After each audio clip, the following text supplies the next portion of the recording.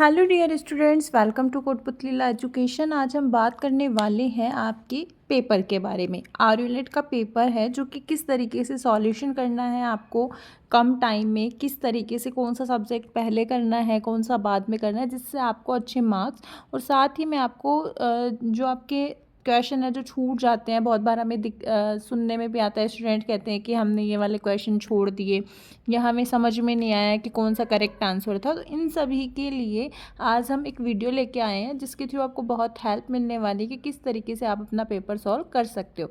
तो आप वीडियो के लास्ट तक बने रहें, वीडियो को लाइक और शेयर भी कर दें, चैनल को सब्सक्राइब भी कर ले, साथ ही बेल आइकन पर भी प्रेस कर ले जिससे आगे आने वाली वीडियो अपडेट्स आपको प्रोवाइड होती रहे। तो चलिए अभी हम देखेंगे कि किस तरीके से आपको जो पेपर है उसको सॉल्यूशन करना है। तो देखो, सिलेबस है जो कि हमने बहुत बार समझ भी लिया है, देख भी लिया, और हम उसी के बिहाफ पे ही अपना जो एग्ज़ाम की प्रिपरेशन है वो कर रहे हैं। पर अभी हमें समझना क्यों ज़रूरी है, क्योंकि अब हम करेंगे पेपर सॉल्यूशन। तो देखो, सबसे पहले आती है बात इंग्लिश की। अब आपके ज़्यादा मार्क्स के कौन से हैं? इंग्लिश और लीगल रीजनिंग। फिर उससे कम मार्क्स का है GK, current, science and technology, GS, social studies. इसमें कई सारे जो सब्जेक्ट्स हैं इंक्लूडेड है। फिर आपकी आती है लॉजिकल रीजनिंग और क्वांटिटेटिव एप्टीट्यूड। तो ये क्या है आपके 20 मार्क्स, ये सबसे कम मार्क्स के। तो ऐसे मिला के आपका पूरा 300 का क्राइटेरिया होता है और 100 होता है जीडी और पीआई का। अब हम बात करेंगे कि जो आपका जीडी पीआई को छोड़ दो आप। जीडी पीआई क्या है? ये आपके एक लक पे डिपेंड है, क्योंकि कोई भी वहाँ पे क्वेश्चन पूछ सकते हैं, कोई भी आपको टॉपिक मिल सकता है। तो ये ज़रूरी नहीं है कि हमें उसके बारे में आता होगा। पेपर क्या होता है? पेपर आपके हाथ में है, कि पेपर का सॉल्यूशन आपके हाथ में होता है कि पेपर को आप अच्छे से सॉल्यूशन करो, जो कि जीडीपीआई पे डिपेंड ना रहना पड़े आपको। सबसे पहले आता है मन में कि हाउ टू अटैम्प्ट, पेपर को अटैम्प्ट किस तरीके से करना है हमें। तो देखो, सबसे पहली बात होती है कि हम पेपर को एक साथ सॉल्यूशन कभी नहीं कर सकते। ठीक है, एक साथ तो कभी करना भी मत, क्योंकि ना तो आपका पेपर अच्छा जाएगा और ना ही आपको क्या है मार्क्स अच्छे मिलेंगे। ठीक है, अब आपकी बेनिफिट क्या है? इसमें नेगेटिव मार्किंग नहीं है। तो इसमें आपको कैसे पेपर अटैम्प्ट करना होगा? अब है कि पेपर को आपको 2 से 3 राउंड में अटैम्प्ट करना है। अब आप बोलेंगे 2-3 राउंड में कैसे करना है? तो देखो, वो है आपको कि सबसे पहले आपको जो है, सबसे पहले आपको क्या करना है, जैसे ही पेपर स्टार्ट होगा तो आपको एक रीडिंग कम्प्रीहेंशन, मतलब आपको वहाँ पे पैसेज दिखेगा, उस पैसेज को सॉल्व करना है।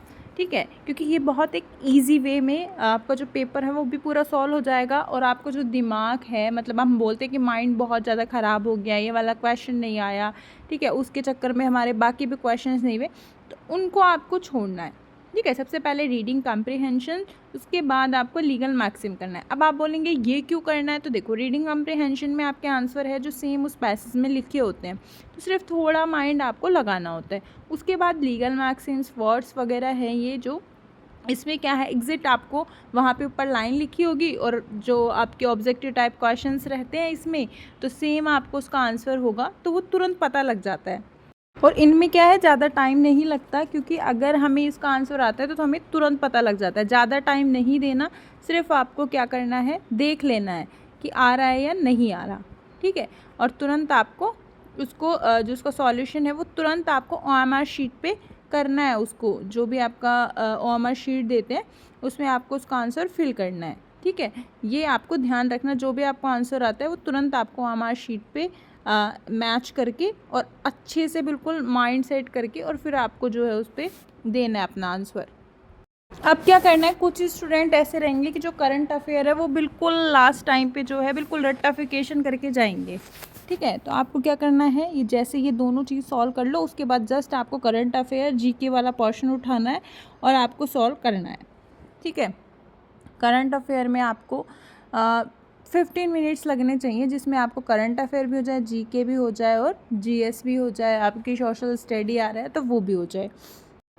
और फिर उसके बाद इंग्लिश ग्रामर करनी है आपको। इंग्लिश ग्रामर में क्या है, आपको सारे जो फार्मूलाज हैं वो लर्न होने चाहिए। फार्मूला के साथ साथ आपको प्रैक्टिस होनी चाहिए हर किसी क्वेश्चन पे, कि जरूरी नहीं है एक्टिव टू पैसिव ही पूछे, वो पैसिव टू एक्टिव भी पूछ सकते हैं। ज़रूरी नहीं है कि डायरेक्ट टू इनडायरेक्ट ही पूछे, इनडायरेक्ट टू डायरेक्ट भी पूछ लेते हैं। आपने देखा होगा प्रीवियस ईयर पेपर्स में। तो इंग्लिश ग्रामर है उसमें से आपको ये करना है। ठीक है, करंट अफेयर, जीके और फिर इंग्लिश ग्रामर करनी है आपको। फिर आपको करना है क्वांटिटेटिव जो एप्टीट्यूड है वो वाला पोर्शन करना है, ठीक है, शॉर्ट में लिखा है जिससे आपको समझ में आ जाए। और फिर आपको बेसिक लॉ वाला पोर्शन करना है। बेसिक लॉ में जैसे tort, contract, international law, IPC, evidence, CrPC, इस तरीके के हर में से आपको एक दो क्वेश्चंस मिलेंगे। टॉर्ट में और कॉन्ट्रैक्ट में ज़्यादा क्वेश्चंस मिलते हैं। साथ ही में आपको बेसिक लॉ मतलब कि लॉ के बारे में पता होना चाहिए, कौन सी लॉ सिविल है, कौन सी क्रिमिनल है, ठीक है, कौन सा राइट है, जो कैसा राइट है, कॉन्स्टिट्यूशनल है, लीगल है या फिर फंडामेंटल राइट है। तो ये सारी चीज़ों के बारे में आपको पता होना चाहिए और ऐसे क्वेश्चंस ज़्यादा देखे जाते हैं। तो ये आपको लास्ट में सॉल्व करना है। फिर उसके बाद में आपको फिर जैसे कॉन्स्टिट्यूशन करने के बाद आपको लगेगा कि पूरा जो पेपर है आपका वो सॉल्व हो गया है, ठीक है। अब पूरा जो पेपर है उसको सॉल्व होने के बाद आपको क्या करना है, ठीक है। अब पेपर सॉल्यूशन का हमने एक सिर्फ आपको अटैम्प्ट बताया कि फर्स्ट में आपको कौन सा अटैम्प्ट करना है। अब हम देखेंगे कि अटैम्प्ट तो कर लिया आपने, पर वहाँ पे ज़रूरी तो नहीं है कि आपको सारे क्वेश्चंस आते हों। तो उसके टाइम पे क्या करना है आपको, तो सबसे पहला क्वेश्चन हमारे माइंड में यही आएगा कि ठीक है, हाउ टू अटैम्प्ट तो बता दिया आपने, पर पेपर कंप्लीट ही नहीं आता हमें, तब क्या करें हम।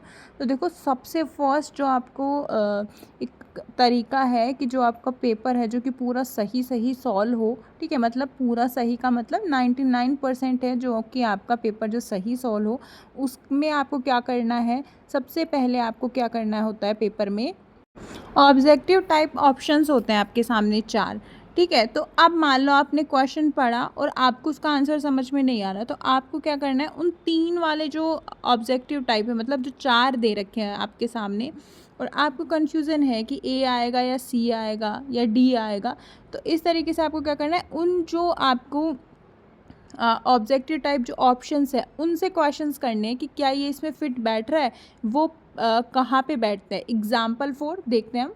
अब देखो, मान लो क्वेश्चन आ गया, who appoint the chief justice of India, कि मतलब आप जो चीफ जस्टिस है, मतलब सुप्रीम कोर्ट का जो चीफ जस्टिस ऑफ इंडिया है उसको कौन अपॉइंट करता है, प्राइम मिनिस्टर, प्रेसिडेंट, या chief justice of the supreme court, या फिर पार्लियामेंट, ठीक है। अब आपको क्या है, मान लो इसका आंसर नहीं पता, तो आपको पता है कि प्राइम मिनिस्टर का कॉन्स्टिट्यूशन में ज़्यादा कुछ प्रोविज़न दे ही नहीं रखा, सिर्फ एक दो आर्टिकल्स ही दे रखे हैं, ठीक है, उसके बारे में ही थोड़ा बहुत कुछ बता रखा है। पर आपको प्राइम मिनिस्टर का अपॉइंटमेंट तो कहीं होता ही नहीं है, ठीक है। फिर आता है प्रेसिडेंट। प्रेसिडेंट क्या कर सकता है। अब आप कंफ्यूज हो कि पार्लियामेंट करेगी या प्रेसिडेंट करेगा, क्योंकि chief justice of the supreme court तो खुद ही है, ठीक है, उसको ही हमें अपॉइंट करना है। तो कौन करेगा, पार्लियामेंट करेगी या प्रेसिडेंट करेगा। तो देखो, सिंपल सी बात है कि अगर हमें प्रेसिडेंट वाला प्रोविज़न याद है कि chief justice of India he president को ओथ करवाता है, तो आपको पता होना चाहिए कि चीफ जस्टिस को कौन करवाएगा, प्रेसिडेंट। मतलब ये दोनों अपोजिट है। अगर गवर्नर वाला याद है आपको कि हाई कोर्ट वाला याद है, तो भी आप समझ सकते हो, ठीक है, कि यहाँ पे सुप्रीम कोर्ट के जो चीफ जस्टिस होता है, चीफ जस्टिस ऑफ इंडिया, उसको प्रेसिडेंट ही जो है अपॉइंट करता है। इस तरीके से आपको जो है आंसर गैस करना है और फिर आपको जो है इस पे जो आपका आंसर है वो देना होता है। फिर आता है कि पेपर सॉल्यूशन की ट्रिक क्या होती है। मतलब पेपर सॉल्यूशन की ट्रिक किस तरीके से हम देख सकते हैं कि अच्छे वे में आपका जो पेपर है वो जाए।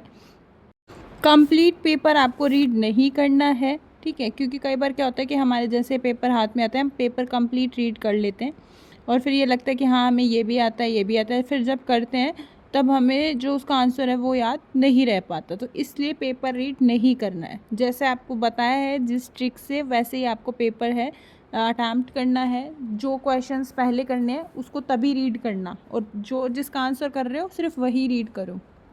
फिर है क्वेश्चन अटैम्प्ट जो है नहीं किए, उनको आपको क्या करना है। जैसे मान लो फर्स्ट में आपको क्या करना है, जो क्वेश्चन आते हैं आपको सिर्फ आप उसका आंसर करोगे, और जो नहीं आते उस पर राउंड कर लेना है, ठीक है। पेंसिल लेके जाना और तुरंत आप राउंड कर लेना वहाँ पे। और क्वेश्चंस हैं जो कि आपको अटैम्प्ट करने हैं, क्योंकि नेगेटिव मार्किंग नहीं है। जो क्वेश्चन नहीं आ रहे उनको लास्ट में जो है आपको अटैम्प्ट करने हैं सारे। आंसर है जो डायरेक्ट ओएमआर शीट पर करें। अगर मान लो आप ओएमआर शीट पे नहीं कर रहे हो, तो आपको क्या है, 10 क्वेश्चन हो जाने के बाद, मतलब मान लो आप पेपर पे ही टिक कर लिए जो भी आपका आंसर है, और फिर आपको ओएमआर शीट पे 10 क्वेश्चन होते ही और बिल्कुल एकदम केयरफुली जो है आप अपना आंसर OMR शीट पे करें। लास्ट में ऐसा नहीं है कि एक साथ करें, क्योंकि उस टाइम कम बचता है और फिर जल्दीबाजी में आपके बहुत सारे आंसर हैं जो कि गलत हो जाते हैं। हर बार यही देखा जाता है। फिर है क्वेश्चन को, जो आपके जो भी क्वेश्चंस आ रहे हैं उनको केयरफुली रीड करना है। फर्स्ट में सिर्फ वही क्वेश्चंस करने हैं हर सब्जेक्ट में से जो आपको क्वेश्चंस आते हैं, सिर्फ उतने ही अटैम्प्ट करने हैं। लास्ट में आपको जो है अपने जो क्वेश्चंस नहीं किए हैं और जो राउंड कर लिए हैं, ठीक है, उनको अटैम्प्ट करना है, आंसर गैस करना है। और तभी आपको OMR शीट में जो आपके आंसर है वो डायरेक्ट वहीं पे ही करना है, क्योंकि इस टाइम पे बहुत कम टाइम बचता है आपके पास। और उस टाइम में OMR शीट में बहुत ज़्यादा चांसेस हो जाते हैं कि आपके जो आंसर है वो रॉन्ग जो है फिल होंगे, क्योंकि उसमें क्या है, आपको इतना स्पेस नहीं दे रखा होता और कन्फ्यूज़न के कारण जो है आंसर आपका रॉन्ग हो जाता है। सेम ट्रिक से आपको प्रीवियस ईयर पेपर है जो कि सॉल्यूशन करना है, उसमें आपको उतना ही टाइम रखना है जितना RULET के पेपर में होता है।